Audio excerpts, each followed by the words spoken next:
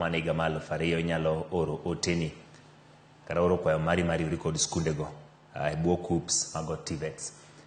Lakteche ma olony e thieth ma nyarogno puoyo okang' ma piny owacho kawo e yaro badgi kendo kelo thieth ma nyasani ne nyarogno e yor bero ma gikoni kawo seche matin. Nengone ok tek kendo ok we mbala maduong' e del. Kaka jorito mondi yango bero ma kama nosechak timie kar thieth ma Kenyatta National Hospital kende juma ka juma jatuo achiel ma nyarogno itimone bero. Pek maduong' ma pod jotuo ywago en nengo mar ng'iewo yedhe ma gikoni okumba mar thieth ok chul. E kar thieth ma Kenyatta waromo kod jatuo mar nyarogno ma tuoni osechando gi aming'a kendo seche bang' yaye bero more wang'e chal ka gima duogo. Ma jatuo ma osekalie thieth ma kinde ka kinde mag nyarogno ma okoni ni ok konye kata matin.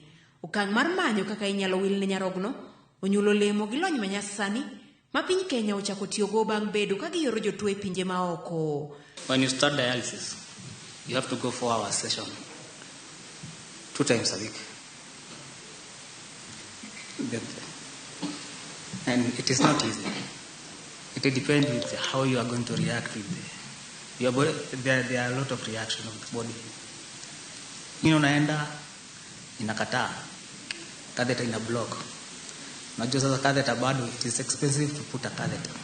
Bero ni mauyan kaka laparoscopic kidney transplant en wilo nyarogno kokalo yieng'o manyasani mambala bedo mana matin rembende rumo piyo kaka lakteche lero. Laparoscopic surgery, as the name suggests, it's getting to the abdomen or a cavity with minimal disruptions of body surface. Therefore, you hear people talking about keyhole because a small hole.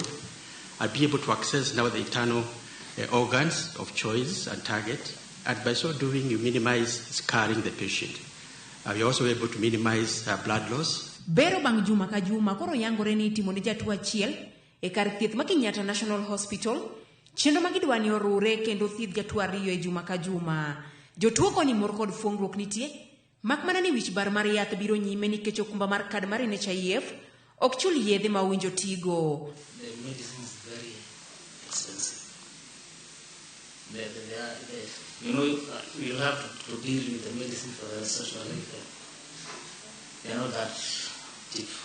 Kata bed ni piny Kenya osego kenge thieth mar nyarogno ywak kod ting' mapek pod dong' ne jotuo makoni nengo thieth kod yedhe ni malo kendo gibiro mar okumba mar thieth manyien mar SHIF gin kod geno ni thieth biro bedo makare kendo nengo ne biro dok chien.